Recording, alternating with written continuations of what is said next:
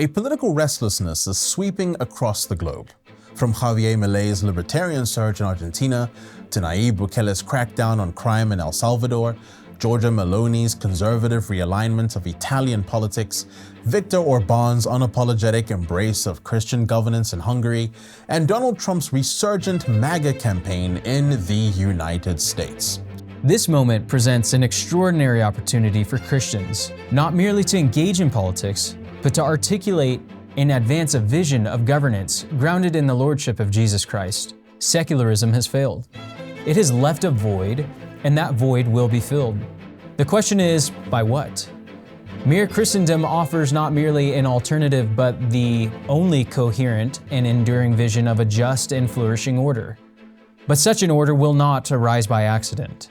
It must be preached, practiced, protected, and passed down by those who understand the weight of this hour.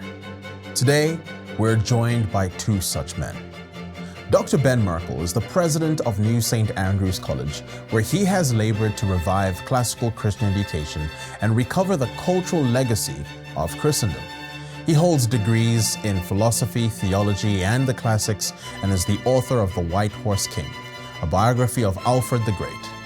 Alongside him is Pastor Douglas Wilson, senior minister at Christ Church in Moscow, Idaho, a prolific author, theologian, and one of the leading voices in the contemporary reconstruction of Christian public theology. His decades of work in classical education, family reform, and ecclesiastical renewal have shaped entire generations.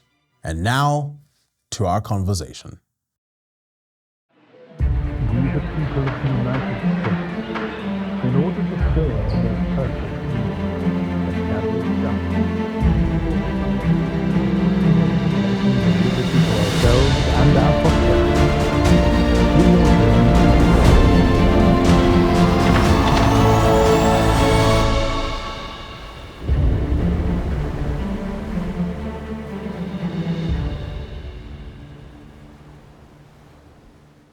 Welcome to Kings and Statesmen. My name is Lennox Kalifungwa, alongside my co-host, David Shepard. Today we're joined by Dr. Ben Merkle and Pastor Doug Wilson. Thank you for joining us today. Good to be here.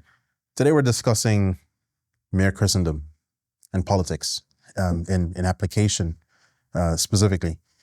And you might have written a book or two or something around that topic. Yes. I think I remember.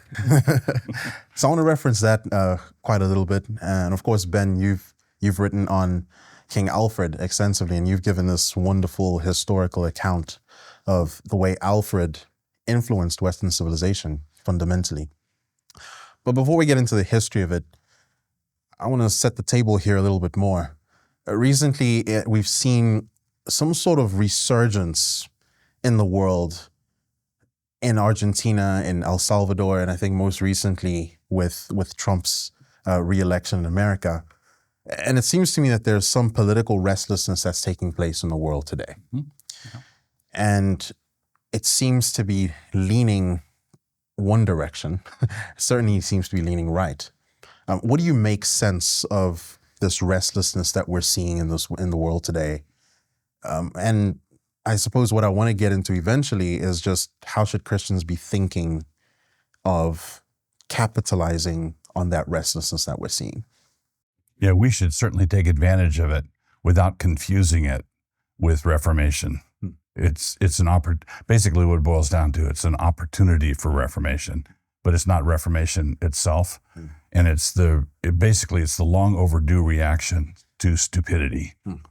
So in the long run, stupidity is not a strategy. It doesn't work.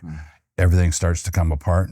Right. And a lot of people have just had it with the woke stupidity and doubling down on things that are obviously not true.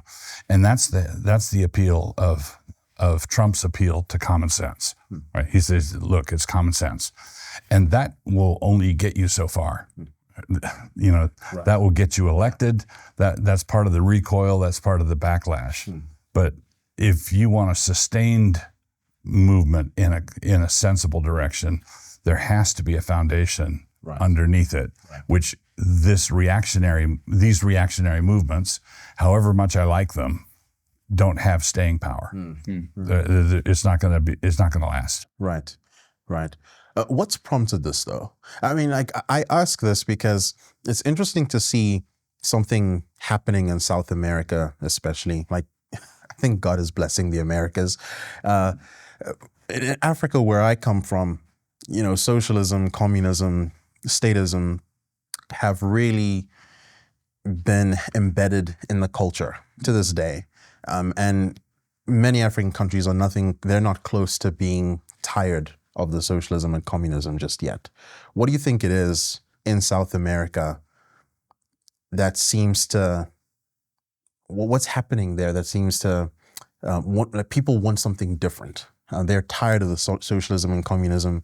They seem to be aware that there is some conservative alternative out there. It's the old quip that Margaret Thatcher had. The problem with socialism is that sooner or later you run out of other people's money. Right. Right. So I think that socialism, collectivism, and statism would not have had the long shelf life in the third world that it has had, apart from foreign aid, apart from Western governments that had a lot of wealth to throw around, propping it up. Right. So it was sort of like a hobby. You'd go into these third world countries, and here's a constitution, and here's foreign aid, and here's how you can keep power. But what happens when the money runs out? What happens when the foreign aid stops? What happens when in wealthier countries, when the debt is, you know, staggering, and everybody thinks, okay, this isn't going to work. You start thinking, what's going to happen to the tapeworm when the fat guy dies? Right. Doesn't it seem like, though, there is something unique in America in that there is this, underneath it all, there is this heritage kind of slowly poking its nose out, where, you know, you ask what happens when all the aid runs out. Just because a stupid course of action has hit its logical end doesn't mean you can't come up with something more stupid. You know, you can always you can always make it worse. But it does seem like there is something here where, as all the stupidity has run its course, we have this dim memory of something called freedom of speech, and there's a skeleton there that's starting to kind of re-emerge. Hidden reserves. Yeah, that's fascinating. I mean, you just kind of mentioned a moment ago how if none of this is steeped in Christianity, it's all going to waste. Right. So in America specifically, how do we capitalize on this moment? So I think that we have 2 to 10 years. 2 to 10 year window, 2 years because the midterms are then, and 10 years would be if Vance runs and wins and has 2 successive terms. So that would be your 12 years, 10 years. Right. So what Christians ought to be doing is planting churches, preaching the gospel, establishing classical Christian schools, getting their kids out of the government school system, just all the things that are within your reach. You know, you can get your kids out of the government school system. You can enroll your kids in the school startup that's happening. You can be involved in starting up a school or planting a church. So those are the things that are within our reach. We can do them, and we can ask God to bless that as other people all over the country are doing the same thing. There's not going to be basically, Christians have an opportunity to be heard, to say radical things and be heard in a way that when we said radical things 25 years ago, we were just written off. You're just a wingnut. But now people are hungry. They're open. Doug, I want to ask you a question. So in your book, you talk about how when the government is taxing more than what God requires, the government takes the place of God. In a similar notion, there's this idea with foreign aid going out that the government perhaps is stepping into a role that perhaps isn't in its interest. And I would argue perhaps it's the church's role, or could be. Do you see there being a lack of church establishing international aid programs, so that way we're not relying on the government for programs like USAID or anything like that? Yes, but even private philanthropic or missionary efforts can frequently do more damage than they help. Right. There's a great book called When Helping Hurts, and they compare it to an elephant dancing with a mouse. The mouse sometimes suffers, and it makes good sense to the good-hearted person. Well, let's just go in and give a bunch of goods away, thus ruining the local manufacturers of those goods.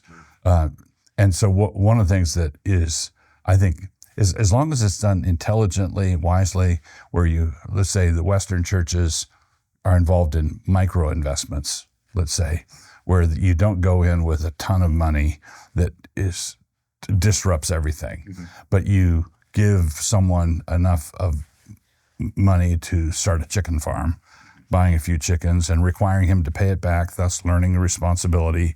It's like investment is different than charity.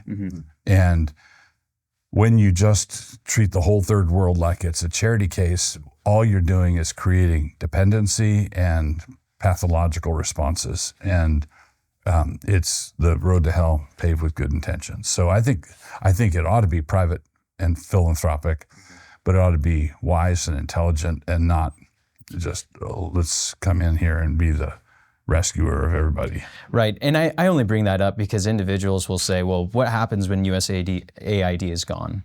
Right? Who's going to fill this void? Yeah, tyrants fall. What happens? So, Yeah. because what you're doing, you say, oh, look at all the poor people over there. Let's give them foreign aid. And what you're doing is keeping his army fed. Absolutely. Right. And so I think it was Ron Paul who said wisely, foreign aid is taking money from poor people in rich countries and giving it to rich people in poor countries. And that it's just wicked, right?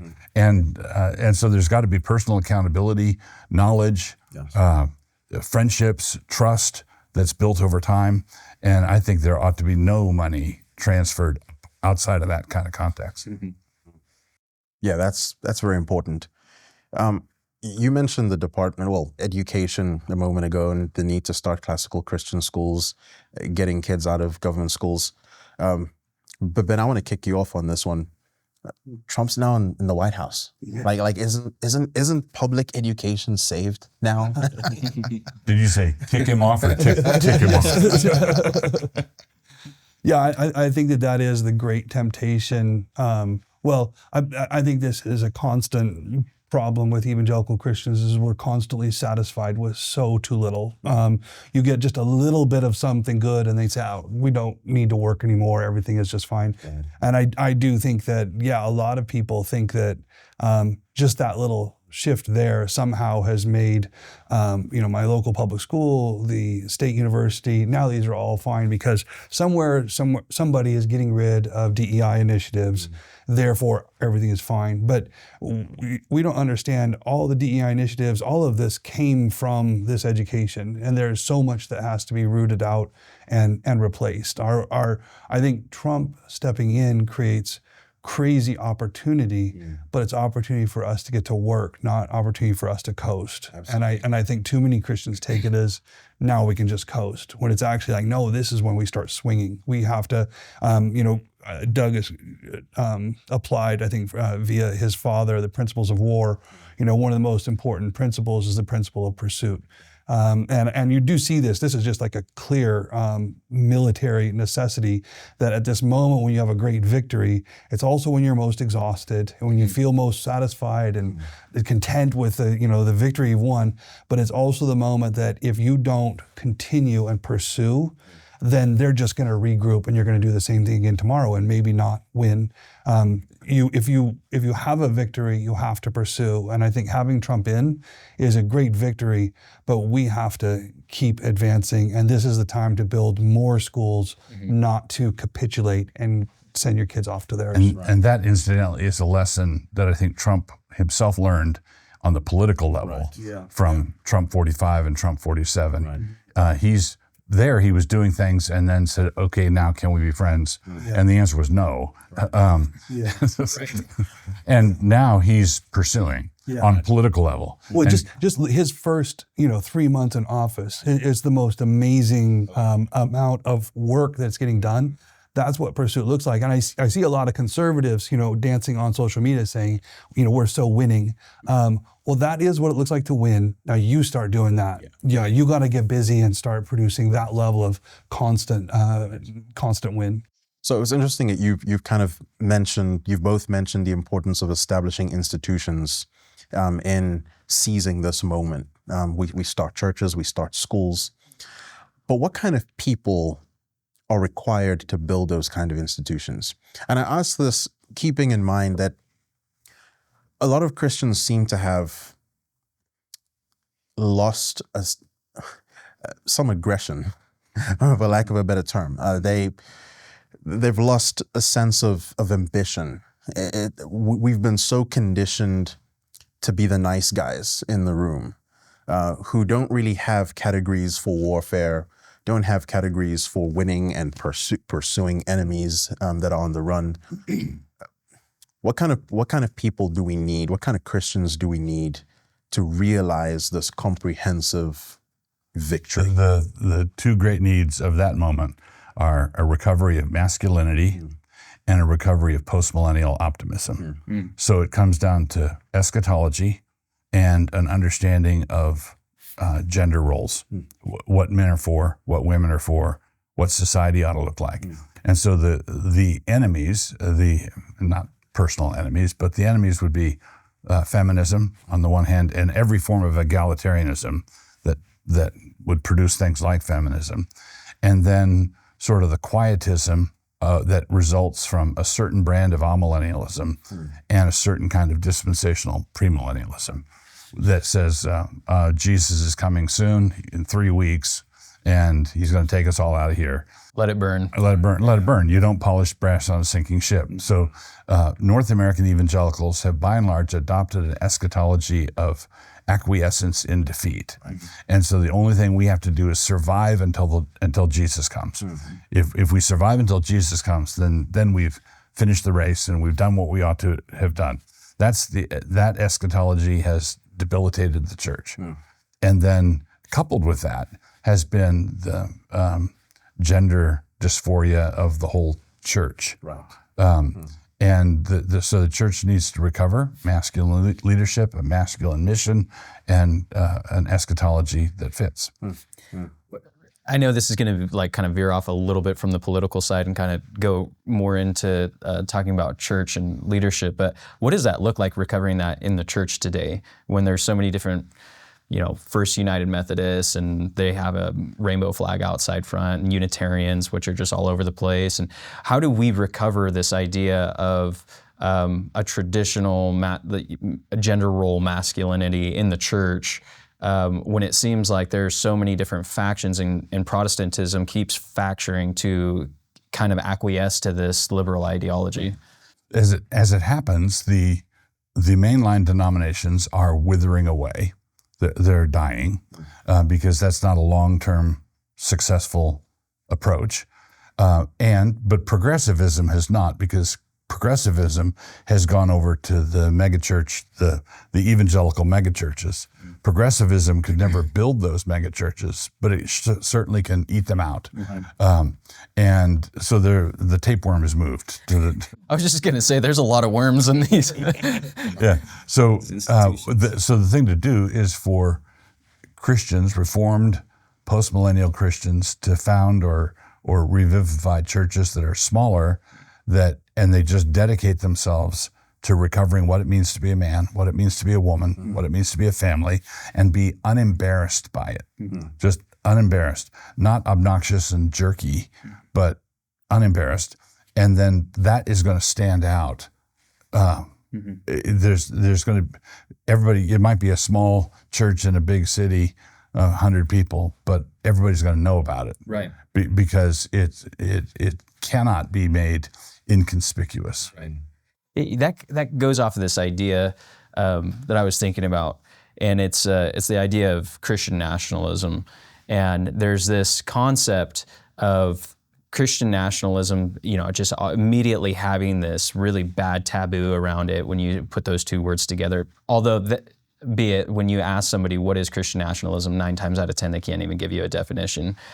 But I was thinking about this just concept about a faithful Christian, just a blatant faithful Christian who has accepted Jesus Christ as his Lord and Savior. God has reached down and saved that individual, and they are now under the Lordship of Jesus, and they claim Christ as their Lord.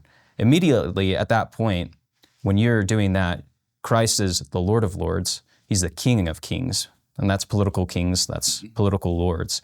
At that point, you are saying that Christ is king over all. Right. So I in the concept of Christian nationalism, when there's this big idea, shouldn't all Christians look like making Christ King of Kings and Lord of Lords, right? And to the progressives, they do look like that. Right. Right. Yeah, exactly. Right. Because they're the real deal. You could say I'm never going to call myself a Christian nationalist, which is fine because everybody else will. The world is going to identify you as that if you take the claims of Christ seriously and say that they're not excluded from the public square. All you have to do is say that the claims of Christ are not banished from the public square. Right. Then, as far as everybody in the world is concerned, you're a Christian nationalist. So that is the problem with the evangelical sort of truncated gospel. We've tended to see the gospel as something that affects your heart, but it's this kind of quiet thing that happens there, and there's a reluctance to see it. We tend to portray it as silent on everything else. So you talked about the Lordship of Christ, and I think that when you're talking about recovering these pulpits, I think you need pulpits that are preaching the total Lordship of Christ, that he actually, he speaks to everything in your life, and not just your heart is transformed. It starts there, but your whole world is transformed. And I think that there's a lack of seriousness in actually studying God's word and being willing to see, does he say something about what it is to be a man, what is a marriage? Does he actually say that? A lot of people, I think, don't want to go look because they find they're out. not going to like what they find. They're going to discover that he actually says something there. When people ask me for a succinct definition of Christian nationalism, what do you think a Christian nation would look like? I would say, well, here's the index card version of it. We should conduct our public affairs in such a way as to stop making God angry. Right. Which, if you were to think about the majority of individuals in the United States say that they're Christians, if they were actually Christians and they adopted that mindset, I mean, it would be a Christian nation. Yeah, because does abortion make God angry? Yes. Does Obergefell, same-sex marriage, does that make God angry? I see what you did there, mirage. I like that. Yeah, let's not call it marriage because it's not marriage. So when we say, okay, we're just going to, in the public sphere, with our laws, in our justice system, we're going to stop making God angry, and we're going to think about whether or not this measure that's before Congress, would this make God angry? Today, that doesn't even enter people's heads, right? And it really must. And any conscientious Christian, if you put it that way, let's stop making God angry. If any Christian wants to argue the point, they have to say, no, it's okay for us to continue to make God Right. Right. But then if they say, well, God doesn't really care what we're doing down here. It's not that he approves of it. He doesn't disapprove of it. Well, now you're a deist, right? Now God is backed off. And if God doesn't care about injustice down here, then why should I? Interesting. Yeah. Not to play like devil's advocate here, but I think it's good to just kind of flesh this out a little bit further. For individuals, I would say that there's been this history of compromise in America. What would you say to those who are saying, look, we can't go and run the 100-yard dash right now. We only have 2 to 10 years or something like that. So let's get as much done as we can. What would you say to the extremists what would you say to the individual that say is just, no, I'm not going to compromise at all, or I'm not going to work with another party because they're not in line with my worldview 100%? There's a difference between compromising your goal which you must not do, and compromising tactically on the way. So when it comes to tactics and strategy, I'm an incrementalist. And when it comes to the final goal, the goal is to have every knee bow, every tongue confess, and you must never fudge on the goal. Right. But you can work together with people who don't agree with you. So let's say there's a national Right to Life march in D.C. and Muslims and Jews and Roman Catholics and evangelicals come, and I don't have any problem with a Citizens for Life march. I'll join with other citizens who want to stand for life. Now, I don't want to have a Christians for Life, which is a co-op thing between Mormons and evangelicals, because now you're lying about what's going on, right? But we want to stand for life with other adherents of other religions, I'm willing to do that. I'm just not willing to lie about what my ultimate goal is. Right. That's very good. Yeah, I think that so much is lost in that, especially today, because you just have, I mean, we can take the issue of abortion, for example. You have individuals that are just abolitionists, and I respect the conviction that they have. But yet at the same time, there's wins that we need to make along the way. And I think that we saw some of that with the Dobbs decision, and now it's being pushed back to the states. And so, if I could say something quickly there. Yeah, absolutely. The Dobbs decision was an incrementalist victory. Right. All right. And it was an incrementalist victory that gave the abolitionists in 50 states an opportunity to be abolitionists in their state. Right. So I think the abolitionists who are... The ball's in their court now. Ball's in their court. Yeah. And they can actually get a measure passed in Oklahoma or Idaho or different states. And the abolitionists who are striving for that goal in their state should be willing to say thank you to the incrementalists who gave them the opportunity. Right. So run a thought experiment. Let's run all the plays. So imagine yourself to be a governor of a state, and let's say you're an abolitionist governor and you ran on that platform, but the bill that your cousin drafted died in committee and it doesn't get to you. But an incrementalist bill, a heartbeat bill, does make it to your desk. Everybody in the world knows that you're an abolitionist and that you're not compromising on the issue itself. But I would sign an abolition bill that came, and I would sign a heartbeat bill that came. Run all the plays. Right. And I will do as much as I can in that direction. And that's so then when you sign the heartbeat bill, there's a signing statement with it and say, this is a good step forward, but it's not nowhere near good enough. I asked my friends in the legislature to give me a stronger bill next time around, because the incrementalists on the left know how to play this game. Oh yeah. When they come to Idaho and they say we want 10 million acres to be set aside for wilderness, you'd be out of your mind if you didn't think that they're going to be back next year asking for 5 million more. Or 15. Or 15. They play the incremental game well. Yeah. And they don't go for the mission drift.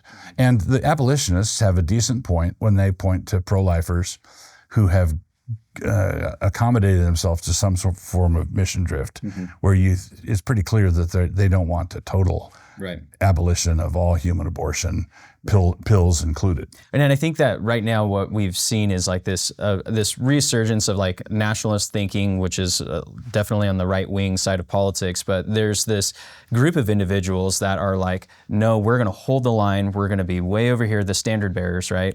And anyone else who's going to work with any other individual, well, we'll just throw them under the bus, right? They're a rhino, or they're a moderate, or this or that.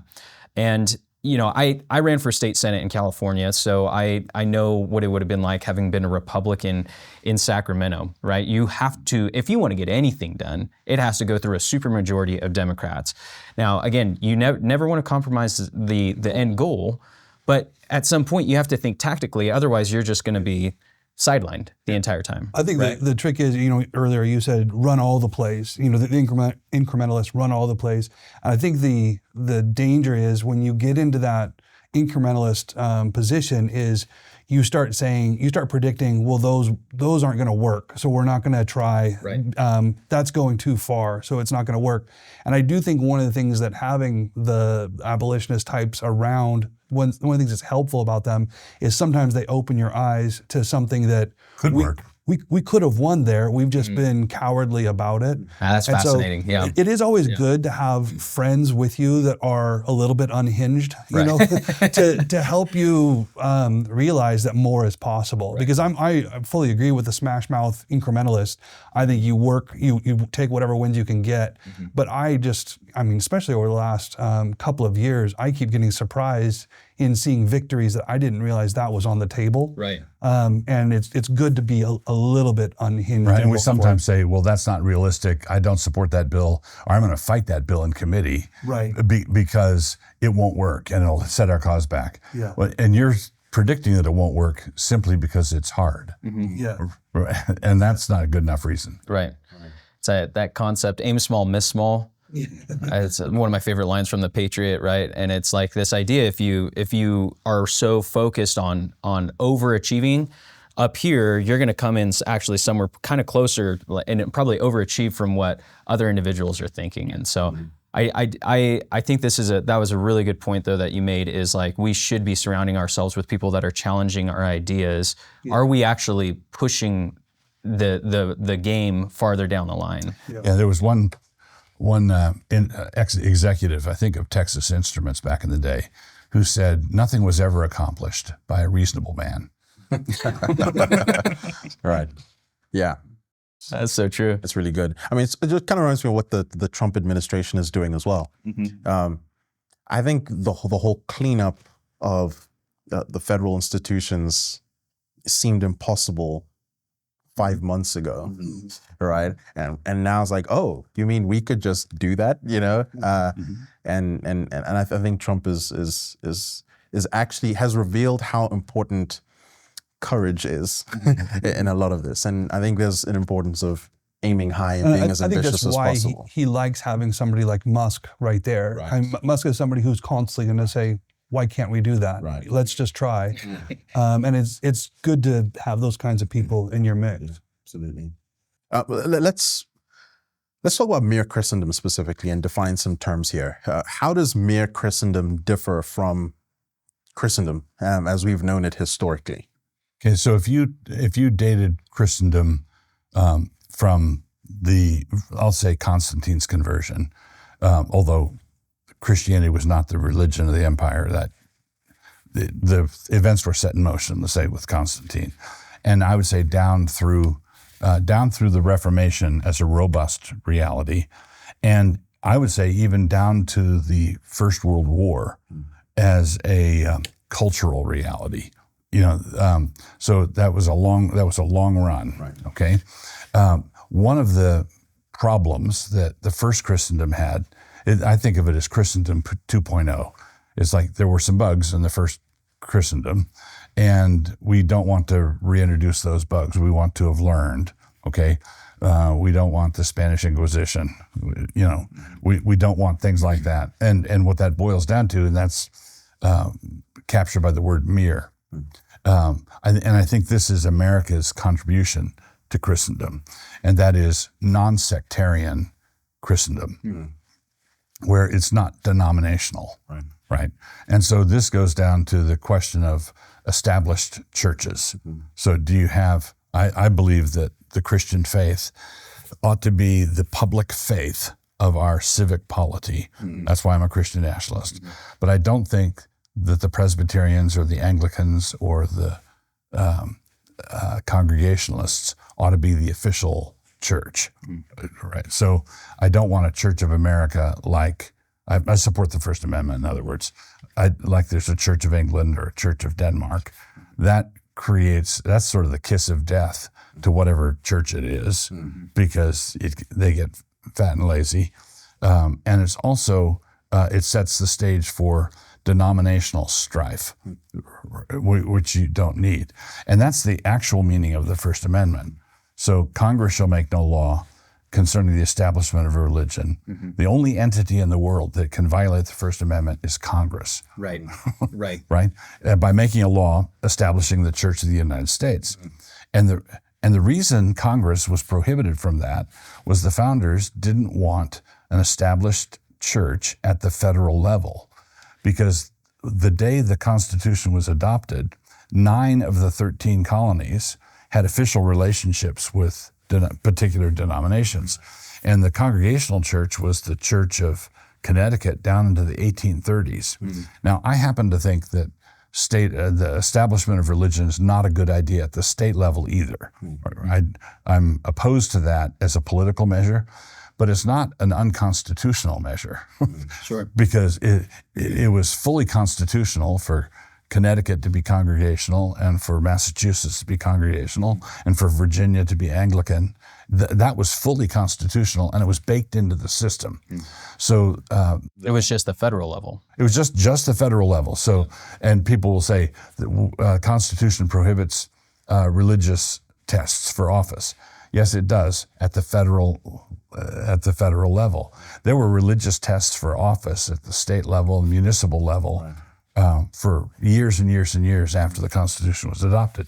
So, and I would say let's have an informal adoption. I would prefer something like the Constitution having the Apostles' Creed referenced in it. Yep. So we, the people of the United States, recognize that Jesus rose from the dead, right? And then not make denominational distinctives. So that's what mere Christendom means.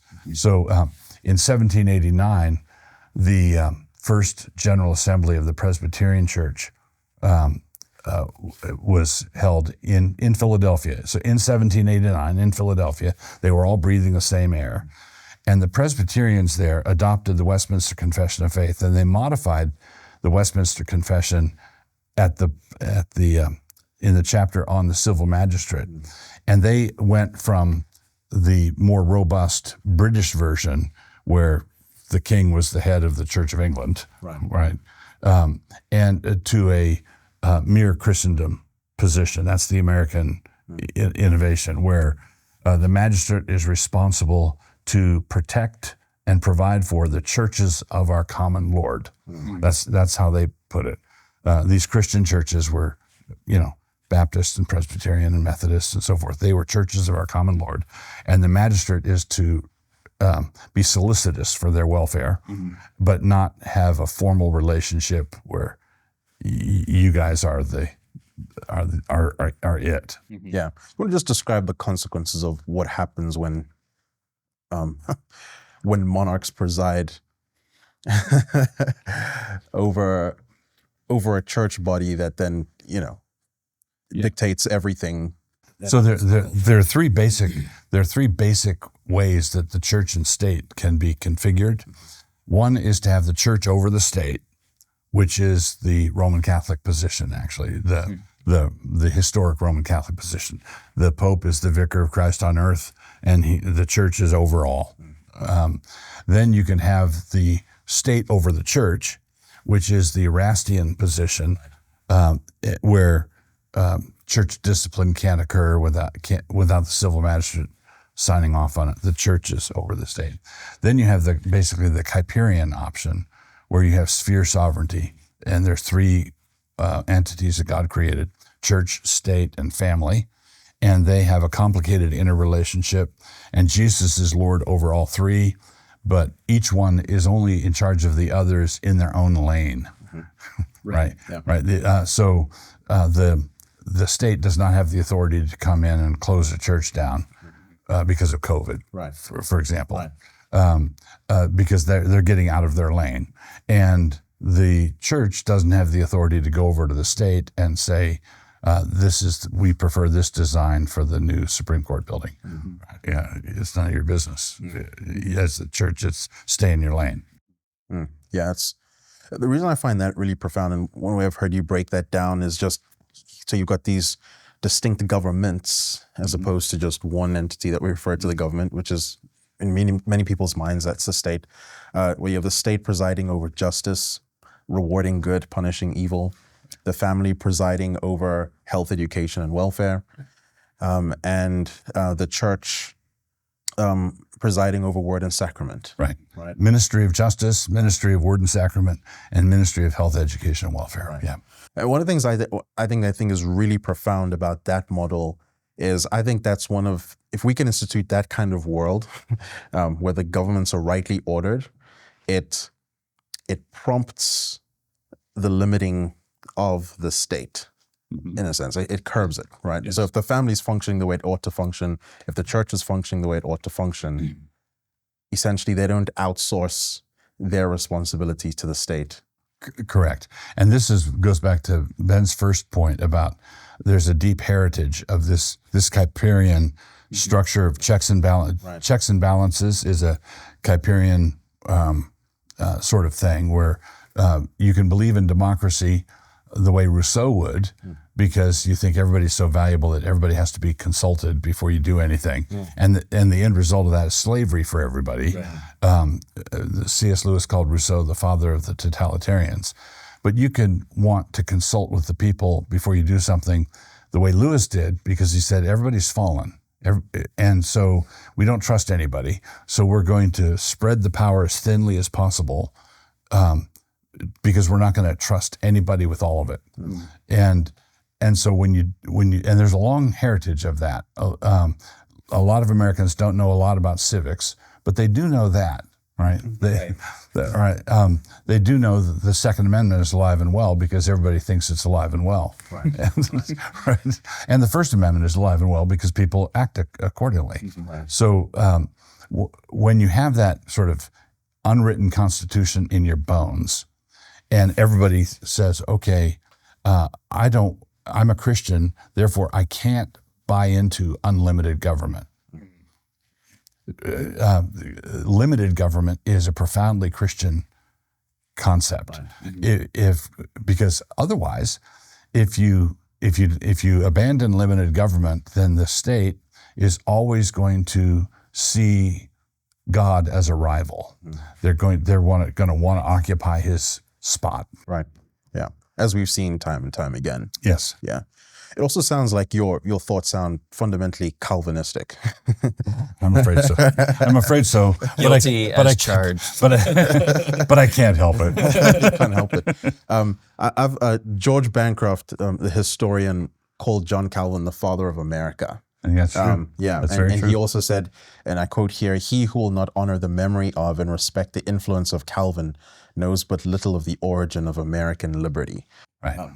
I guess my question there is, what is it about Calvinism that lends itself to this concept of American liberty and to limited government and everything we're discussing here? The God of Calvin, I would say, I'd modify it a little bit. I'd say Calvin was the grandfather of America and John Knox was the father. Because our institutions were largely mediated to us through the British Isles and largely because of Scotland and the Westminster Confession. So there was a profound influence there, but it's all Calvinistic. The God of Calvinism is an in-your-face God. He's involved in everything. He ordains everything. In him we live and move and have our being. And so consequently, there's no room for a tin pot ruler to raise himself up and say, I'm going to ascend the sides of the north. I'm going to be the kingpin. Basically, when God is great, man is small. And when God is small, man wants to become great. And he wants to become Pharaoh, and he wants to become Caesar, and he wants to become Nebuchadnezzar. And that's where that way is tyranny. Do you think that, like, our current time that we are living in right now, we have reduced God's size? Because it feels like right now, the men in that picture right behind you, they were going to war over taxes that were lower than what we pay today. They didn't have the government in every facet of their life like they do today. Although in some regards, they had other instances where, soldiers were being quartered in homes and other egregious things were taking place of a complete invasion of privacy. But we're starting to see more subtle forms of that in our own culture. Are we apathetic now? What has happened? We have been apathetic, yes. And part of this has to do with the behavior of men in the pulpits, where Jesus is being taught and ministered to the Christians as though he were your invisible sky buddy, and someone to talk to, a shoulder to cry on. Instead of the kind of faith that puts iron in the blood and steel in the backbone. Basically, the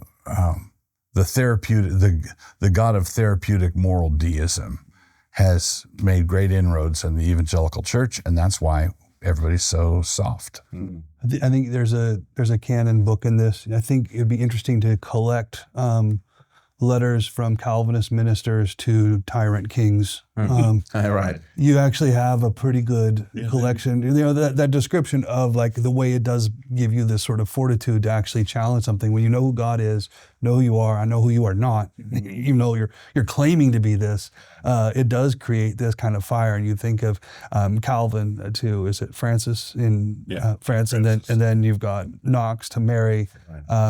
I think if we make Luther an honorary Calvinist, I think he's got some to Frederick. Is it Frederick III? My history here is not great, but I think that you could have a nice little collection there. Mary said that she feared the prayers of John Knox more than 10,000 armed men. Right. And then Napoleon once said that he would rather meet 10,000 men well armed and well victualed than one Calvinist who thought he was doing the will of God. That's profound. Yeah, actually, that is. But that is the heritage of the Puritanism that then founds the American Republic. A great book on that would be Douglas Kelly's book, The Emergence of Liberty in the Modern World. This is, I think, a great sociological point. If you got out a map of the world and you drew a big X on every country that has the longest, most sustained tradition of political liberty, despite recent erosions. Okay, but you're looking at the 500-year overview. You're looking at Northern Europe, you're looking at Canada, the United States, you're looking at South Africa, you're looking at Australia. These are places where there's a deep tradition of civic liberty. Not perfect, because there's abuses and whatnot, but they're very different than Pol Pot's Cambodia or communist China. Exactly. You've got actual, and then you said, okay, now I'm going to go back and draw an X on every country that has the longest, deepest Calvinist tradition. Well, you're drawing an X on all the same countries. Precisely. Wow. Yeah. Right?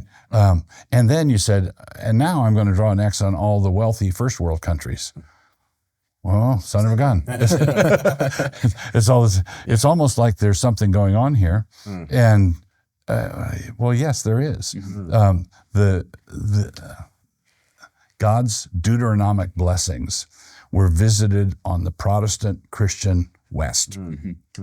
And all the warnings in Deuteronomy that were given to the Jews were not heeded by the Jews and not heeded by us. There was a good run of a couple hundred years, but then Jeshurun waxed fat and kicked. Dr. Merkle, why does it seem like pastors behind pulpits, even though they have this rich Christian heritage of being able to influence entire civilizations, seems like they've become gun shy somewhat? Why do you think that is? I think it's, well, we've described already the sort of therapeutic. I think it really comes down to what is your eye on as you're preaching. Are you trying to convey God as He is? You're trying to declare the God of Scripture, in which case you're in the text and you're unpacking what God has revealed about Himself, or is your eye off of God and my eye is on you, and I'm trying to figure out what makes you tick. What can I get into your heart? What will compel you? I always, I think that you see this in the way the verse in John when he tells us that God is love, that has been perverted to love is God. It's a very subtle little shift, but what happens is, like for instance, when you see people trying to make the Christian case for homosexuality, well, God is love. All right, you believe that God is love. God is love itself, and here is love. So how can you reject this? But what? Well, then is good, and you go from love is God to love is love. Yeah, right. Yeah, then after you've made the love is God, then you can just delete the God part. But what they're doing is they're instead of like when you look through Scripture, God is love, and that's very clear. And His love is communicated to us in His law. Love is the fulfillment of the law. When we keep His law, we're expressing love, loving God and loving our neighbor. It's interesting that the whole law is summarized in those two loves. God is love, and His law reveals perfectly what love ought to look like. So if I want to know how to love my neighbor, I need to go to His Word, and there I unpack what His character is like, and that's how I ought to behave. But we've set aside His Word, and we've said, no, God is love, and to fill in love, I just go look in my own heart and figure out what do I desire, and then I portray that back on God. And that's why I say they made it love is God. I just come up with how I feel, and I say this must be what God wants. And so I think we've stopped going to His Word and letting Him declare for us what He is like. We've set it aside, and we go to our own. I think this is where the seeker-friendly thing really kind of crystallized this, where I'm trying to figure out what makes you tick, and I'm trying to conform all of worship to you rather than to Him. And then to tie what you just said in with your question, a lot of pastors discovered that it's not possible to get into the pulpit and shoot at the devil without the devil shooting back. Right. Yeah. Right. If we open fire, all of a sudden it turns out the devil has ammo. He's got tactics. He can come after you. So the pulpit ought to be a place, given the circumstances that we're living in, the pulpit ought to be a place that takes courage to occupy. Right. And if you don't need courage, if all you have to do is deal with butterflies about speaking in public or that sort of thing, then that's not what the Christian pulpit ought to be. It ought to be a place where you declare war on the principalities and powers. And the principalities and powers have responses and opinions about people doing that. Yeah. Well, an interesting thought that comes to mind ideologically is I like to think of pietism as more potent than secularism. Them both being the same thing, like one coin, two sides of the same coin. Both wanting to eliminate God from the public square. The secularists say God does not belong here. The pietist says amen. And so we will retreat into our own little corner. And in that sense, I mean, truth does transform.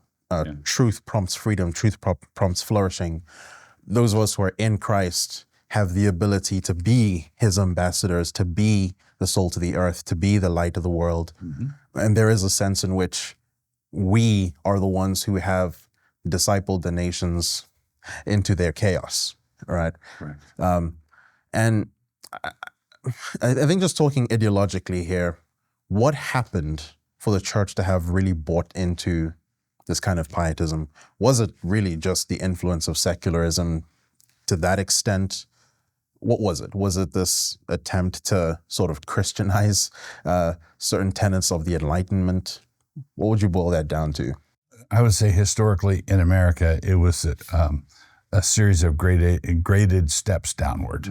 Okay, and some of this had to do with expansion westward. In the 19th century, the country was largely unsettled, and a lot of people had trees to chop down and houses to build, and they were occupied with that sort of thing.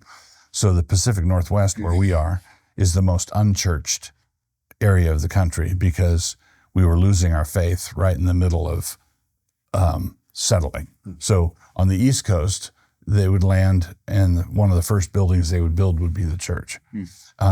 By the time we got to the West Coast, that wasn't the case anymore. So what happened in the 19th century, I would say the slide away from Calvinism. So the America at its founding was overwhelmingly Protestant, overwhelmingly Christian, and overwhelmingly Calvinistic. By the 1830s, in the Second Great Awakening, that began the drift away from Calvinism. Then in 1859, the corruption of the theological intelligentsia began with Darwin. Okay, Darwin published Origin of the Species, and within 20 years, the intellectual leadership of Europe had collapsed. Then, so that was in Europe. But then what happened here is because we were a young nouveau riche country, Americans felt insecure about their intellectual attainments. So when you were finished with your theological training here, it became expected that the young minister would go to Europe to get his doctorate and then come back. And so between 1880 and 1920, that's where the modernism downstream from Darwin and Europe got tracked into American ecclesiastical life that led to the great fundamentalist modernist battle. So the mainline denominations, the evangelicals lost, the publishing houses, magazines, that sort of thing. The believers were squeezed out. Now, and this is one of the reasons why why America's still in the fight. There were still a lot of evangelicals who they were outmaneuvered. It was like our standing armies went to battle and we lost. But then instead of surrendering, our guys went off into the woods and formed guerrilla bands. So they lost Princeton, for example. They lost Princeton, and then they went and formed Buffalo Breath Bible College. And started building a network of radio stations and like a whole evangelical subculture that was hopping. There was a lot of life there. So between the 1930s and the 1970s, in the 1970s, those guerrilla bands came roaring back into public life. It was like a 40-year hiding in the hills. They came back in, Moral Majority, Christian Coalition, all of that, and that kicked off our modern phase of the culture war. So that's it in a snapshot. So, and then I forgot also in the 19th century, you had the rise of dispensational premillennialism, which sort of fed the pietistic impulse, those people who wanted to stay out of the fray. Yeah, that's good. Our friend Vishal Mangalwadi, one of the things that he points to is the church's intellectual retreat from the public square, sort of happening with theology being removed from the universities and sort of retreating into seminaries. Yeah, exactly. That kind of function as these academic theological silos, which really couldn't speak into the broader culture. To what degree do you think that had political consequences where now you don't have the Calvins writing to Francis, you don't have the Knoxes addressing Mary, do you see some overlap with all of that? I see some overlap. There's a real distinct difference here, but some of it is still the same. So for example, Billy Graham, a lot of people don't know this, but Dwight Eisenhower was baptized in the White House a few weeks after he was elected president by Billy Graham. So Billy Graham baptized Dwight Eisenhower in the White House, but it was all kept secret. And it was kept secret because Eisenhower felt that he didn't want to use it as a political ploy or look like he was grandstanding for votes or whatever. And there's a noble side to that. But also you can see the privatizing insistence. You can believe in Jesus inside your own head, behind your eyes and between your ears. But it's unthinkable to, Calvin writing Francis and saying, if you would allow me to come and conduct private devotions in your palace, then we'll call it good. Right. No, this sort of thing is public of necessity. You're either persecuting the Protestants or you're not. We can tell which way you're going. Yeah, that just goes back to those earlier points that I think we talked about, where it's like, if you really actually believe that Christ is Lord, it's going to look like Christ is Lord in all facets of your life. I'm a little, kind of want to touch on the idea of Christendom And you just gave a really good, succinct history of kind of the fall of where we've come to in our thought process as a cultural Americans. But the idea of Christendom at large, I'm curious to know, is there a time period in which you think is like the golden age of Christendom, in which there was a really good, healthy balance between the church, between government, and should we be looking to replicate that, or is that something that we want to try to pursue today? I would say I wouldn't call it a golden age. I'd call it more like a bronze age. So the best is yet to come. Yes, there is. And we need to get back to that as a point of departure. We don't need to get back to that and then try to freeze it. Right. So I believe that America was Christian in its founding. So in the late 18th century, following on the Great Awakening, Whitefield and Edwards and those guys, I believe America was thoroughly Protestant and evangelical in its founding. And I believe it stayed that way self-consciously for 100 years.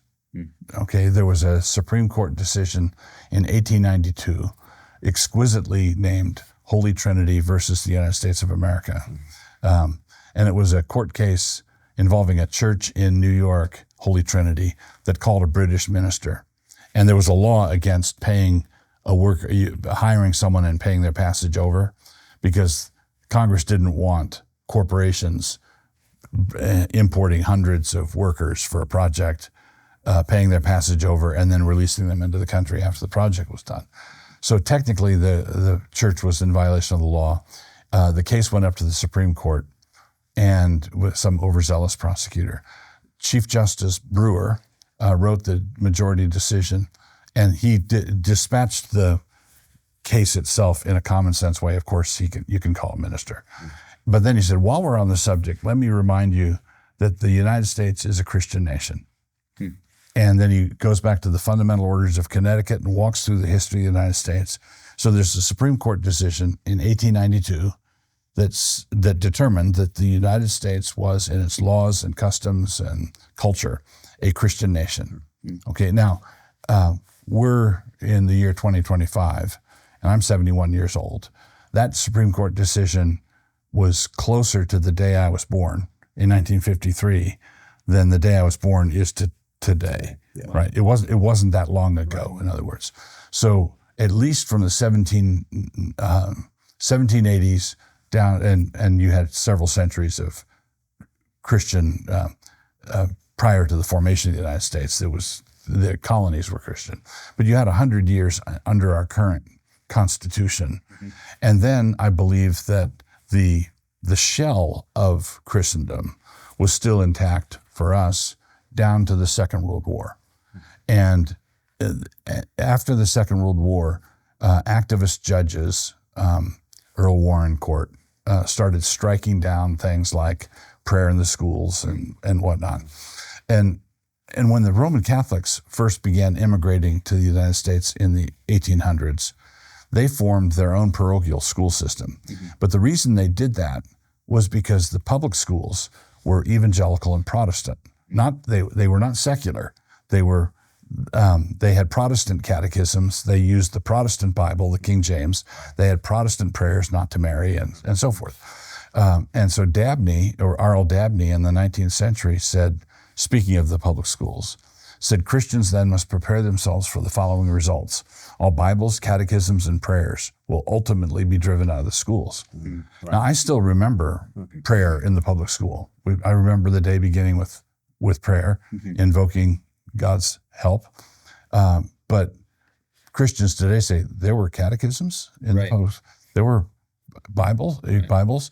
So America was, I think, robustly Christian for 100 years. And then for the next 50 or 60 years was Christian on autopilot. Right. It was fading. And then the secularists made their open move in the post-war era. In just a flesh this out a little bit more. It seems like we keep coming back to this basic concept that education and educating the youth is one of the most critical aspects of determining the way culture is going to end up being shaped. Yeah. Education is the second most religious thing we do. Right. And worship being the first. Right. Worship is the most important thing we do in our lives, and educating our children is the second most important thing that we do. So how do we, I guess, harken back to this era, or maybe we don't harken back? You said a Bronze Age earlier, which I really like. If we're going to improve on this idea and concepts of, I guess, the good times where, there wasn't the dip culturally that we're seeing right now. Ideas have consequences, and we're living in the fruition of some bad ideas. How do we recover education if it is the second highest aspect of our worship, really? How do we recover this at the public level? If we want to see our nation change in a major cultural way, education has to be at the base of that. Right. I mean, is that safe to say? How do we do that at the public level? I would say you do it at the public level by getting the state out of regulating private education. So we say private education over against public, but Logos School, for example, and New St. Andrews College, they're private institutions, meaning privately controlled, but they're privately controlled public institutions. Correct. Right. They occupy the public square. They have an influence in the public square. They affect things. So the thing that I would do I would want to unleash private control of education and not bar it from the public square. Yeah. Just writing off what you're saying here, David, one of the things that's very notable to me about the Reformation is the kind of education that the Reformers received. Most of them got a Christian liberal arts education. What is it about a Christian liberal arts education that has the potency to influence both culture and politics, Ben? Well, I think it's you say liberal arts. Just to define it briefly, you've got a core set of humanities courses that have been well over 1,000 years, kind of cultivated as these are that have the most impact in, I think, shaping the understanding of the kind of core of the soul, and then I think all pursued under the Lordship of Christ. I mean, one of the great, and when you go to the Bodleian Library at Oxford, there's a quad that you walk into, and there's doors, and over each door is the name of one of the classic subjects. You've got rhetoric, you've got history, you've got philosophy, you've got literature, but then at the end is this big tower and this big door, and that door is theology, and it's the entrance to what had been the theological college. But the architecture there represents this important truth, which was that theology is the queen of the sciences. That this understanding of who God is and His Word orients everything, and that because of that, that's why you can have a university. You can have these things all cohere into one. One of the things that I love about NSA is the fact that every student has to take every different course. You have to take music, even if you're not a musician. You have to take math, even if you don't like numbers. You have to take philosophy, even if you don't like to read. You're going to work in each of these subjects, and you're going to look at how it all coheres so that you understand who God is, how this world is made, who you are, and what you're doing here. That kind of orienting of the person, I think, is what has been just completely gutted from particularly American higher education, because what we've done is we've said, no, the college degree is about preparing you for a certain set of vocational skills. And the more we can narrow down your courses, and you don't need music, you don't need theology, you don't need any of that, you just need to learn these certain vocational skills, the more we can narrow it down to that and teach you how to be sort of a cog in this the machine of the economy, that's what we think of as education. And I think that's why we're in a lot of the mess that we're in, because we have a lot of cogs. We don't have a lot of people who've been taught to think intelligently about the world, about what God wants of them, their role in this world, which is what I think a real good education ought to be doing. And when you have theology as the queen of the sciences, as the center, you have a solar system. You've got a sun in the middle, and you've got planets revolving around the sun, and everything is oriented, everything coheres. And when you banish the sun, what you wind up with is an asteroid belt. Just a bunch of dead rock floating in empty space. And the consequence is we have a university here, University of Idaho, but it's not a university because it has no sun. It's not a solar system. There's no sun. It's a multiversity because the university was a Christian invention. Right? And if I could go a step further, the universe is a Christian invention. Is a Christian invention. I mean, God made it. Without that center, you've got just random chaos. You've got nothing coheres, nothing tastes, nothing hangs together. And in Colossians 1, it says, in Christ, all things hold together. To ask it bluntly for someone who's like, this is maybe new to them, what could theology possibly have to do with politics in this sense? Well, God has opinions, and we do things that make him mad. So when you can't read the Old Testament without seeing things like the flood. The people in the political sphere made God mad. Sodom and Gomorrah made certain decisions that made God mad, and God responded. Egypt made certain decisions that made God mad. And we somehow have said, we have the First Amendment. That's not going to happen here. What's your basis for saying that? You can't just sort of, it's like the kids playing tag when they're kids and someone invents a base, right? They just grab the nearest tree and say, I'm safe. I'm safe. I'm on base. You just made that up. Yeah. We grab the First Amendment and say, God has no jurisdiction here. Come on. I think without an understanding of theology, I don't know how politics can be made sense. I mean, who are you to make a law over me?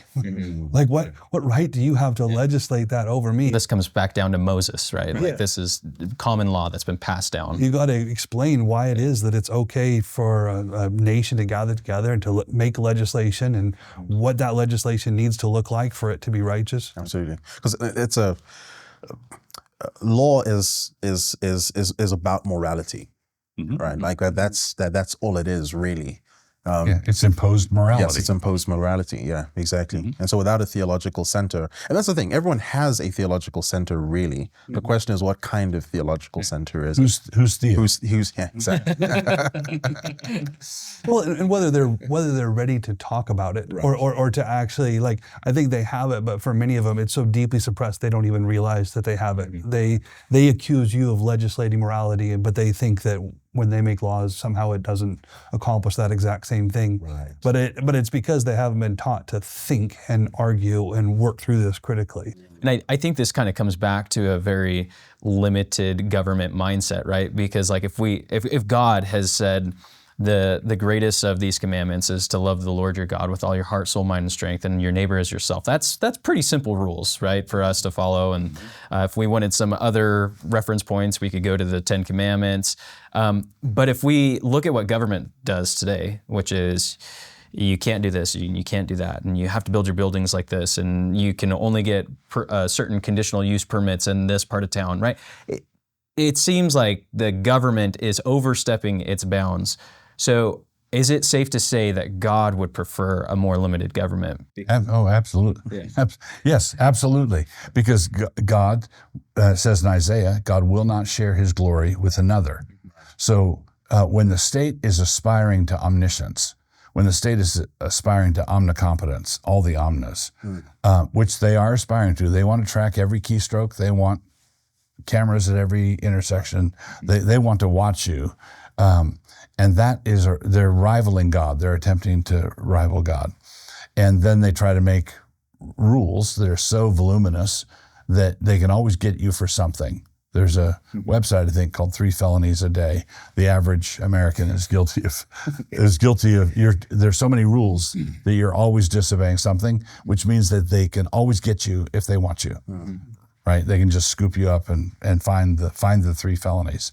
And then the progressives like to say that they like to pretend that they're in favor of liberty because they say things like, keep the government out of our bedrooms.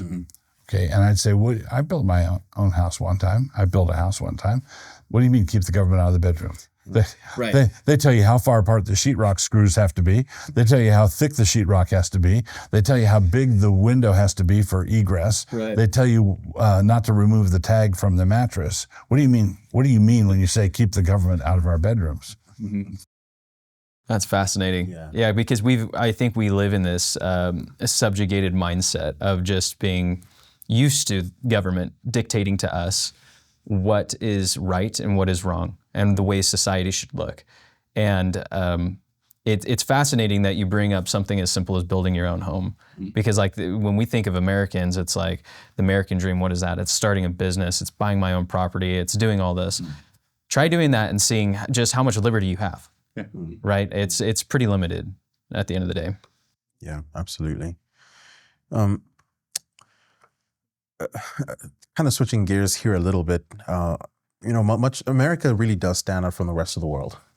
It's the concept of American liberty in many ways has been a bright light that has given a lot of the world some hope in terms of what governance looks like, just generally what freedom looks like, what prosperity looks like. And I think that's profound in that sense.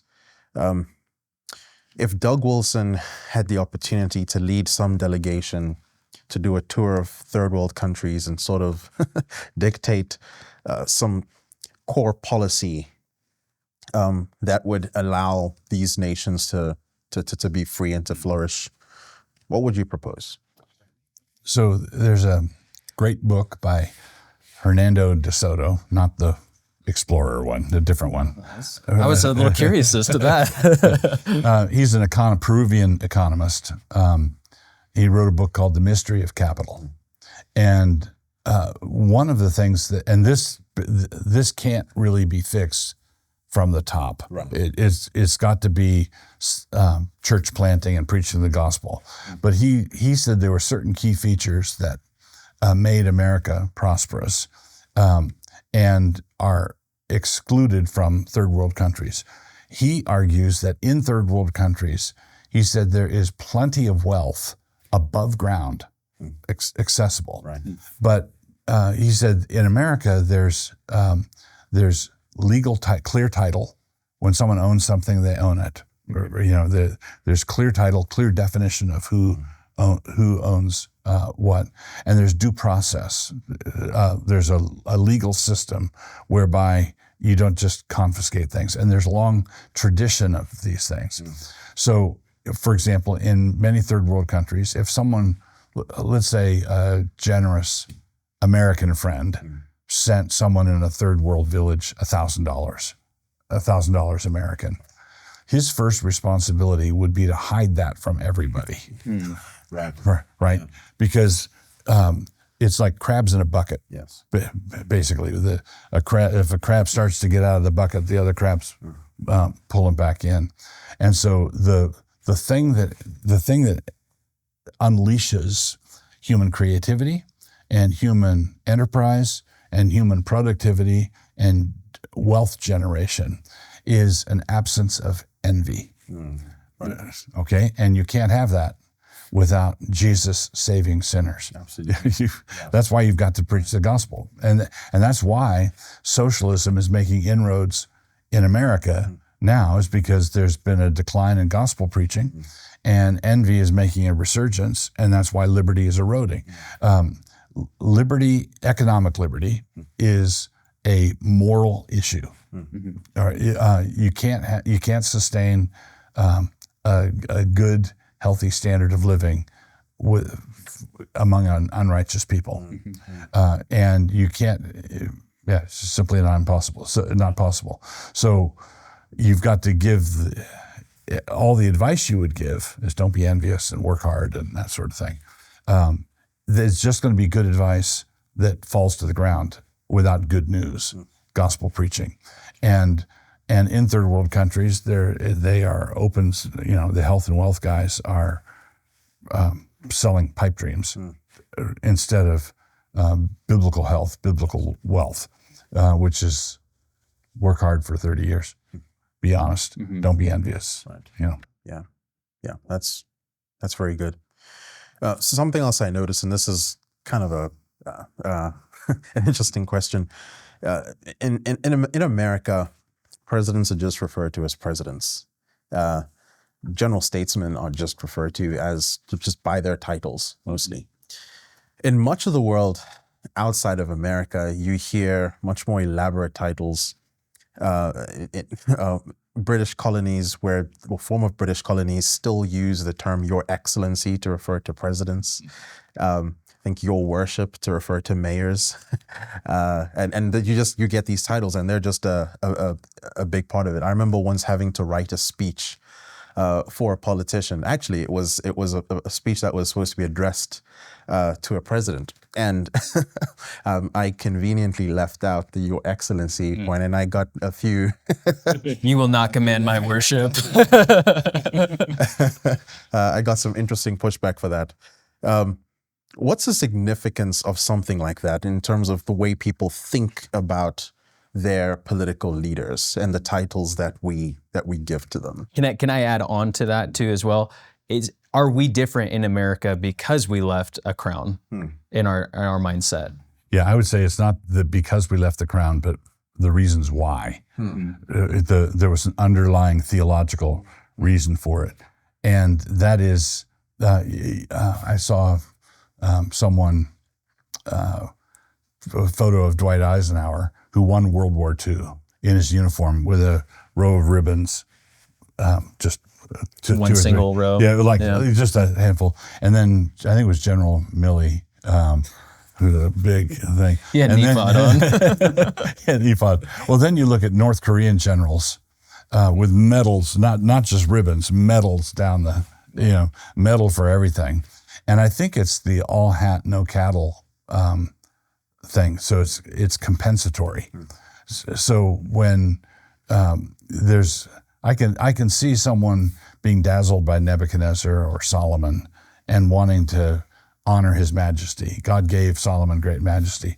But in a lot of cases, people are ruling over like a landfill, and they want to exalt themselves to feel better about themselves, and so they resort to high-flown. The call me doctor impulse. Yeah, call me doctor. It shows up in the academic world a lot. Right. Oh, absolutely. Call me doctor. Yeah. We have our own forms of useless terms. Sure. Yeah, and it's actually interesting. I mean, that's something I see even in Africa as well, like this idolizing of affluence, and you want people to know, hey, I do have that PhD. You better acknowledge me as having that PhD. I would say actually when I visited briefly, I thought there was more formality in Zambia than America, and there was an elevated seriousness and formality in dress and in conversation and all of that was really interesting. Like protocols always being observed at every level. Yeah. Ben, you had the opportunity to live in London. You went to Oxford. You wrote, I think it was your first book, I believe, on King Alfred. I'm interested to just know like what you saw in England that was of particular interest to you politically and culturally, as well as it pertains to this whole conversation around Christendom. Yeah, we were there 3 years. We were in Oxford, and it was first of all, it's very interesting living in another culture, particularly one that is English speaking and seems so similar in a lot of ways. And then you suddenly realize it takes longer to realize how different it is. At first you think, oh, it's just an accent or something, but no, there's a whole lot more that is going on. It was during that time that I wrote the White Horse King on Alfred the Great, and so you got the story of England being overrun by Vikings, and Alfred's initially lone stand, and then finally gathering an army to himself to deliver England from this invasion. But it was like England had come to the very end of England. I mean, literally, it was about to be the very end of England, and then it comes back. And And so writing that book was just a really interesting looking at Alfred's mind of like just the boldness of making that stand, and then also what are the ingredients in like rebuilding English civilization. And so much of modern England does go back to some of his innovations and whatnot. But it was interesting to do that while standing in a place like Oxford, where I feel all the heritage of this England, but then surrounded by this this modernity and compromise and crumbling. And it really felt like England coming to another similar moment, but no Alfred's around. It was really seeing things like, I was very surprised by, I knew that the Bobbies didn't carry guns. They just have their little, their stick and their funny hat to scare people. But seeing how much even just the Bobby presence had dissipated and everything was done by cameras, where so much of law enforcement was all cameras, but actual like really rough criminals, there was there was complete freedom, it seemed like, for them. We lived, for 2 of our years, we lived right outside Barton, which is kind of like Oxford's projects, very rough neighborhood. I think our bus driver was stabbed twice while we were there. And there were multiple, I think also twice coming home and not being able to go to our house because there's a chopper with searchlights going and they're looking for somebody who's loose. Anyhow, so the crime there was just really rough. And there was one, the first year we were there, we lived on the grounds of this manor, this beautiful country manor. We lived in a cottage on the grounds of it, and it was all part of the department that I was in. And one day I was out in the front yard throwing a lacrosse ball with my son, and a homeless guy comes up, and he goes to our garbage can, flips the can open, and just starts throwing stuff out on the ground. And I was like, I mean, if he wanted something from my garbage, he's welcome to it, but he's just making a mess. And I went over and I said, hey, knock it off, get out of here. And he turns to me and he just starts coming at me, screaming and swearing and talking about coming in at night and killing everyone. And the kids are pretty worried. So I send them inside. I'm holding my lacrosse stick. So I turn it around and I thwack my hand. I started walking towards him we're going to take care of this. And he takes off. And so, okay, we're good. So then I go up to the manor and because this property is all managed by them, I wanted to report this was going on. And I came across one of the groundsmen and I told him what happened. And he said, you didn't touch him, did you? And I said, well, no. I mean, he took off before I got to him. And he said, oh, if you touched him, they'd do you. And it was so funny. He was worried for me, not. He was worried for you because you're an American and he knew you might actually do something about it. Yeah. Well, it was clear the criminal class is untouchable. But those of us that, people who can be governed by cameras and a ticket in the mail, they're under the thumb, they're under the thumb, but people who don't give a rip, just the number of times I'd see somebody just walking down the street screaming and nobody will do anything about it. I hadn't seen something like that in America until the last few years. And now what you see in California, Seattle, you go to visit downtown Portland, I see now what was there then.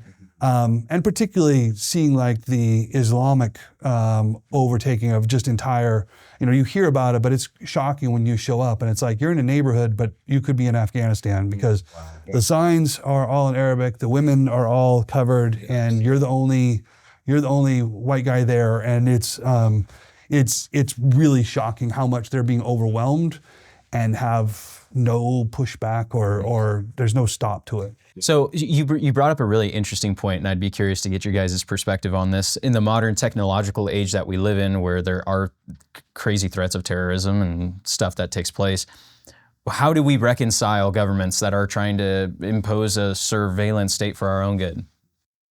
Well, we don't reconcile them. We try to overthrow them. Basically, because in the long run, the surveillance cameras don't work. Right. Because what's happening is they're surveilling all the wrong people. Right. Right. Like they are now. So they're not using the surveillance cameras to come in and scoop up that homeless guy who was going through. They're going through your text messages saying, "Oh, he said this." Right. Correct. He prayed outside the abortion clinic. Right. So by what standard? So what standard is being applied? And any government that is aspiring to deity is using a false standard.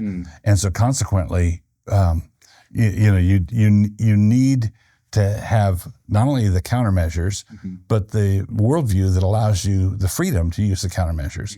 So in Second Amendment debates, so you keep and bear arms, people will say, well, surely you don't need shoulder-mounted surface-to-air missile, And I say, well, yeah, but how else can I shoot down the drones? So what it boils down to You are based. I love it. So basically, I think we need to have a far more robust sense of our own responsibility to stand against tyranny, and a far more cynical view of the likelihood of people who've just given unlimited power to become tyrannical. Going back to kind of the beginning of our conversation and that discussion about, you think the line is there, but you didn't realize you actually could make that gain because you're too scared to do it.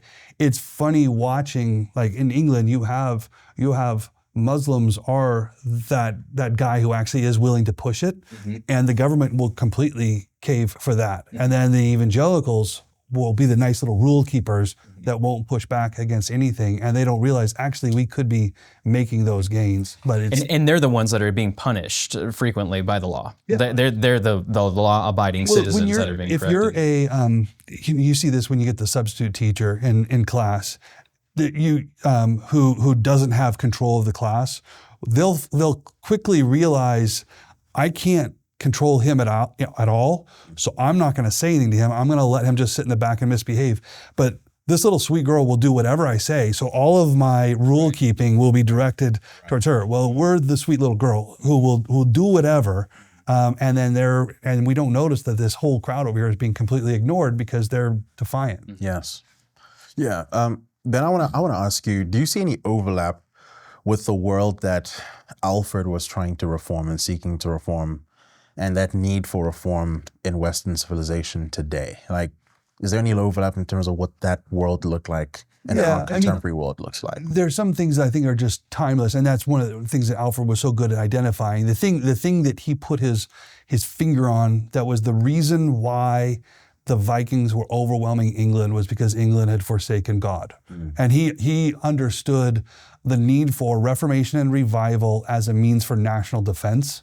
And so a lot of his work, he does a lot of work to rebuild the military, he does a lot of infrastructure to rebuild the towns and the roads, but he does a lot of work to revive Christian learning in England. He's personally translating volumes from Latin into Anglo-Saxon to distribute. He's building churches. He's funding all of this because he knows if we don't return to God, the Vikings will win.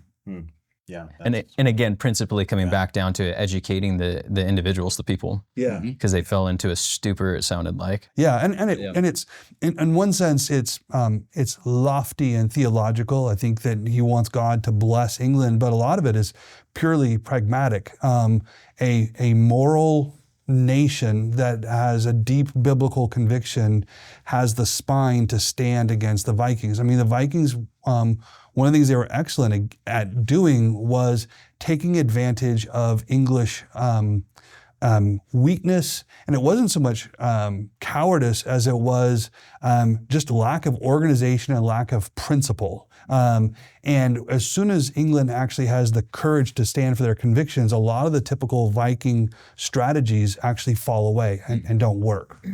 Yeah.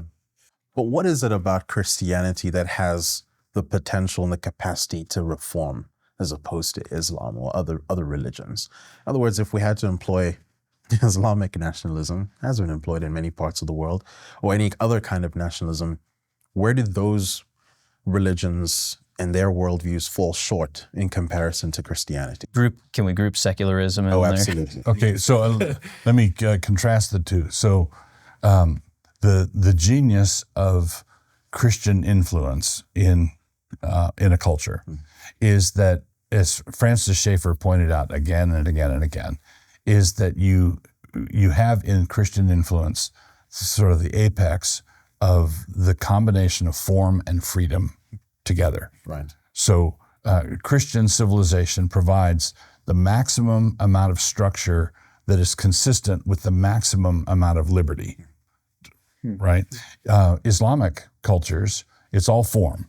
And that's because Allah is a monadic unitary being, and the whole thing is a tower of power.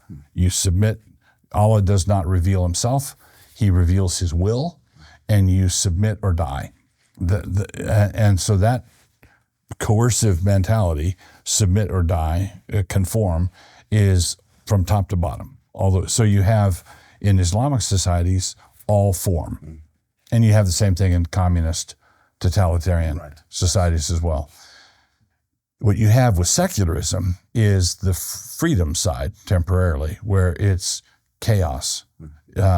So you've got, like going back to the Greeks, Parmenides, all is one. You've got this solitary thing that's frozen. Or you have Heraclitus, where it's like dumping 10 tons of confetti into a tornado. Everything's chaotic. Secularism, polytheistic, postmodern secularism is that. Everybody does what's right in his own eyes. You can be whatever sex you want. You can be whatever, and invent yourself, reinvent yourself, knock yourself out. Right. But that's not sustainable. That's going to collapse at some point. And it's going to collapse in the face of the Islamic type of. So you have all liberty, no structure, or all structure, no liberty.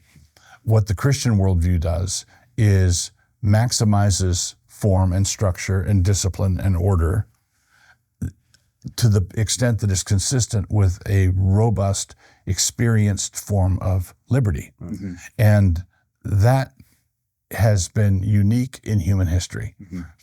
So you look everywhere, you won't be able to find that balance between an ordered structure society with large amounts of personal liberty anywhere else in the history of the world. And that's because the Christian man is coming out knowing that God is at the very top of the political structure, and everything is God is the sun at that point. Everything orbits around that idea, and it was this kind of the same idea that we were talking about with education, with theology being the very principal middle center, and everything else kind of stems around that as from order of importance, and that I think that is probably one of the most underrated qualities that Christians and Christianity at large in America is missing, is the fact that we do not have a proper place of God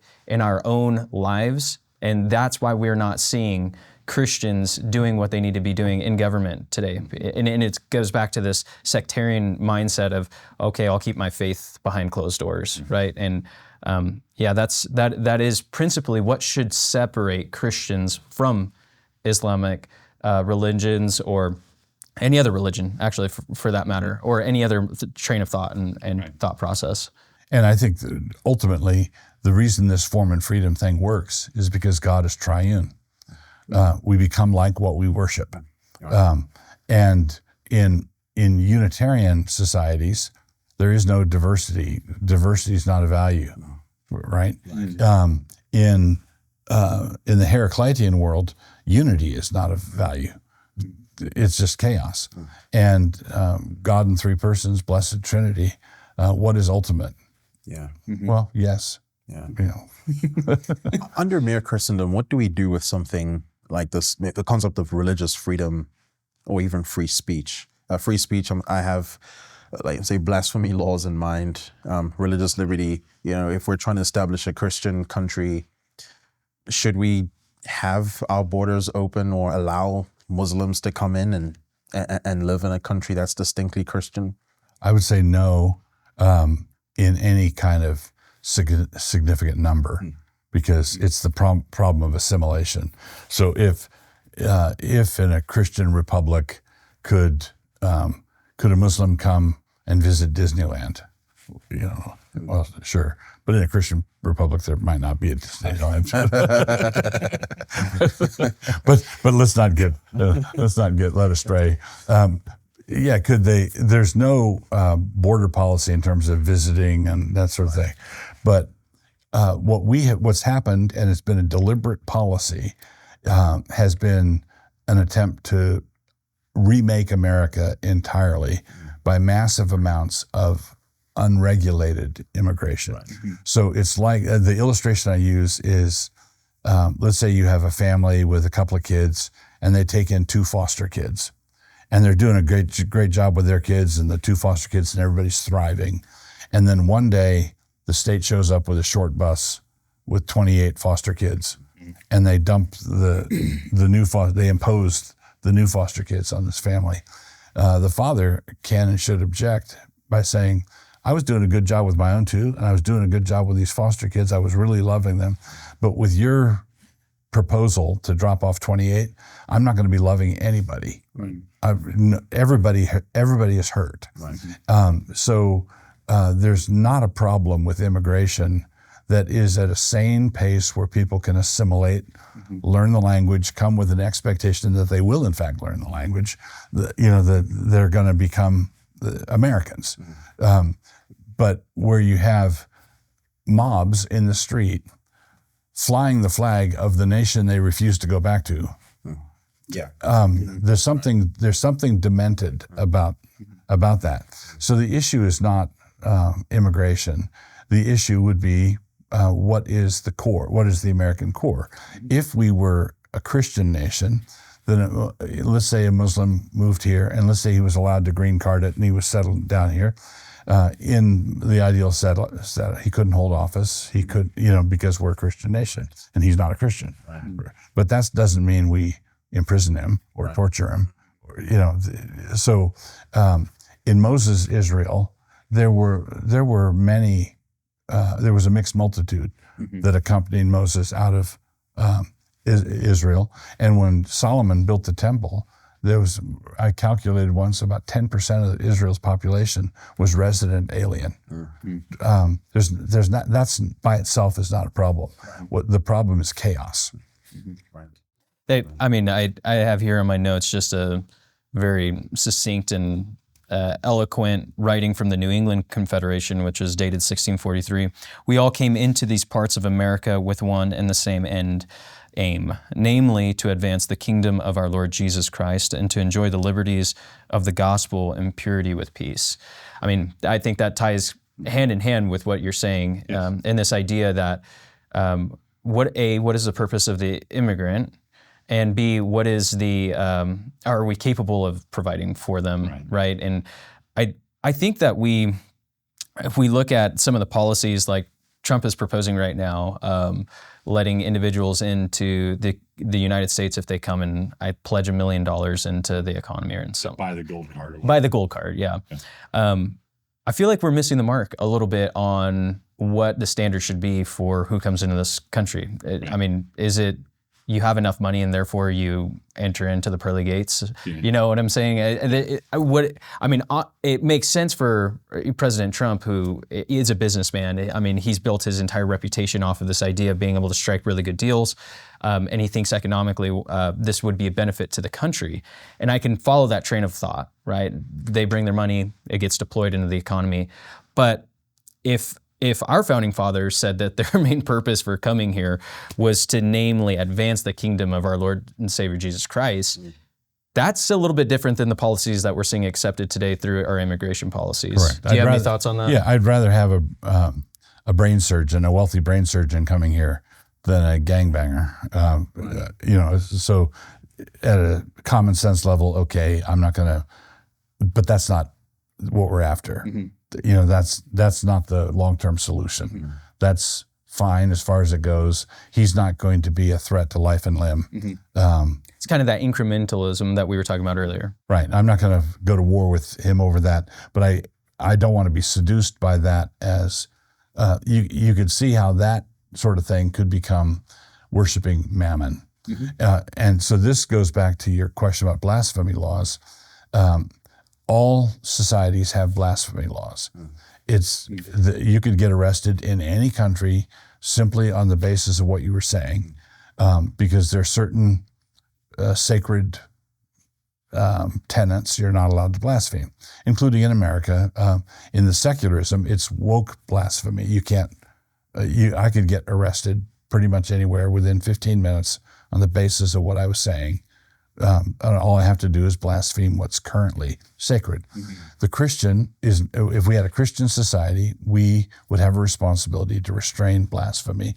But as I argue in Mere Christendom, where we should start is not with the village atheist who says rude things about the Virgin Mary, or we should start with the state. In Scripture, the biggest blasphemer is always the state. Always. Nebuchadnezzar builds his statue. Right. Nero builds the 90-foot statue of himself. The harlot in Revelation has names of blasphemy on her. So, and this is what underlies my commitment to limited government. Restrain the biggest blasphemer first. If you establish a Christian country and you've got sort of still a robust bureaucracy, and you say, and now it's a Christian bureaucracy, and I want you to go after the village atheist, and I want you to define blasphemy. Well, what you're doing is you're giving the state the power to blaspheme, because they're not in control of the definition of blasphemy. Only the Word of God is. And so we should, I think, pour our energies into restraining the greatest blasphemer first, and then once we've got that down, 200 years from now, we can figure out what to do with the village atheist and his newsletter. Another application I'd like to get into is just taxation. I think we've made some slight reference to it before, but what does tax under Mere Christendom look like? A lot better. That's right. No more than what the Lord asked for, right? Yeah. So that's my argument, is I think that the state, a state that wants to gather more than God requires, the tithe is God's tax. Right. And I think a just tax is going to be less than that. Less than 10%. Less than 10%, yeah. And I think that if a government is restricted to those things that God tells the civil government to do, that will be more than enough money for them to do what they need to do. It's not going to be enough money to run everything they're currently running. Right. But they shouldn't be currently running those things. So the Christian's duty is plain: taxes to whom, in Romans 13, taxes to whom taxes are due, revenue to whom revenue is due. Jesus pays the tax with the miracle with the fish and Peter. So it's not unlawful to pay a tax. But I think it's unlawful for the state to demand half your income. Right. Yeah.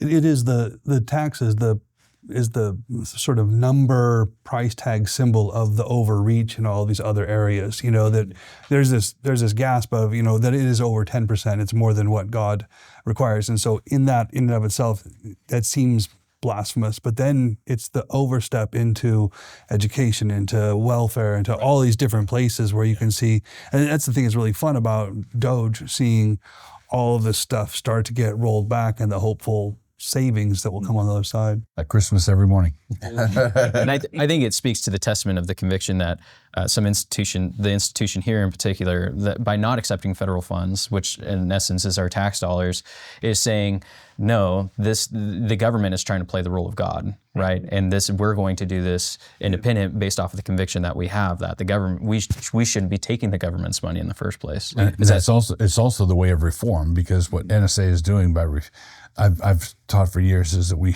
should refuse the benefits first, instead of refusing the taxation burden, where we take the benefits and then yell when the bill comes due. That's not the way. The way is to try to get yourself as free from the offered bribes, which is what they are, the offered bribes, and refuse those first. Yeah, that's very good. One of our goals with Kings and Statesmen is certainly to inspire Christian men to assume responsibility for the realm of politics. And so I've got a respective questions for both of you. Ben, I want to know, in what ways does a Christian liberal arts education and its emphasis on the formation of virtue establish the right kind of statesman in this world? Well, I think going back to what I said earlier, the understanding of the integration of all things in your education, but in your education seeing the integration of all things in Christ. And I think one of the things that a really good liberal arts education ought to do is create a fearlessness, a fearless ambition. Fearless because if you think of that liberal arts picture, the theology is the queen of science, and understanding of who God is, and then the integration of all of these disciplines in the assorted liberal arts. When you have that, there's an understanding of who God is that should make you fearless. In the way we've been talking about how Calvinism emboldens you to speak to kings, to go for it. But then also in the integration of the disciplines, it creates the understanding that the world is open before me, that wherever I am standing and wherever that is over there, I can get there from here because everything is connected. I do think that one of the real impediments of modern education and the way that it limits you to one narrow little vocational certification is we're graduating people who believe that there are these little sidewalks that you have to walk on, and I'm licensed to walk on this sidewalk because I have this degree. If I want to use that sidewalk over there, I have to go get this other degree. One of the things I love seeing in the graduates of NSA is the disproportionate number of just crazy entrepreneurs where they're coming up with stuff that's not on any sidewalk, because I always argue that a really good liberal arts education should give you four-wheel drive, where everybody else feels like they have to stay on the paved road. You ought to feel like, I know how to get there, and I serve the God who's given me permission to do so. So I can go and build and be ambitious in that way. Yeah, that's very good. That's great. Yeah. And Doug, for you, just from the perspective of being a pastor, of course, Ben, you're a pastor as well. But what does it look like? In fact, let's contextualize this as much as possible. We have this unique moment in America to utilize the next 2 to 12 years, right? Potentially. What does it look like for the church to effectively shepherd the kinds of men who will assume political office, or who could assume political office and influence those spaces? What it looks like is, I would say, the two great priorities.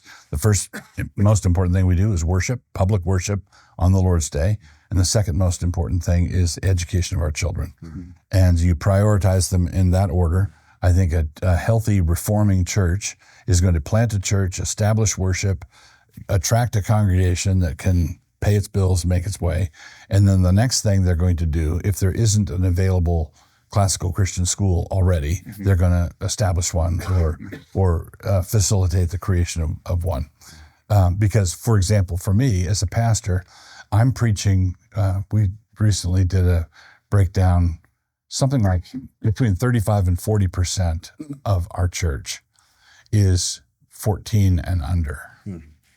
Wow. Yeah. Okay. All right. So we don't have the problem of a dwindling population. We've got a pig and the python that's coming, it's coming towards us. But I'm preaching to and the kids worship with the family. The kids are through the whole worship service. So I'm preaching to teens and preteens as well as adults, and they're growing up to maturity under my preaching. Right. And so, but I'm, because of Christian education, because 95% of them are receiving a Christian education, either Logos or Logos Online or White Horse Hall or whatever. I'm preaching to kids who have read the Bible a couple of times, right? So I'm not in the position where I'm dealing with an ocean of ignorance, and I have to explain that David lived after Abraham. I don't have to explain things like that. I can assume certain things, which means I can go much farther, right? So that's in just the preaching and the teaching. Then we have weekly communion. The kids are being strengthened and established in the faith that way. We sing a lot. It's like maybe 12 different songs dominant psalmody where they're singing God's word back to him. And what we're seeing is all of this taken together is creating a certain kind of mindset that is tender-hearted and tough-minded. But that's the combination, tender-hearted Christians and tough-minded Christians. And this goes back to your comment about entrepreneurship. You're not astonished to find these kids in, this one starts a garage band, and this one starts a software company, and this one is a contractor. And then this other fellow goes into politics, right? And you've got tender-hearted, tough-minded people, and you expect to find them anywhere. Right. Yeah. That's the goal. Yeah. That's incredible. Well, gentlemen, we've really come to the end of our time here. Is there anything in addition you'd like to say, just in closing, something that you think is necessary to sum everything up? I think you covered the waterfront very well. We did cover a lot of ground. Well, thank you very much for joining us. And, Thank you. Your wisdom was very insightful, and we're grateful for it. Thank you. Yeah, thank you. Thank you.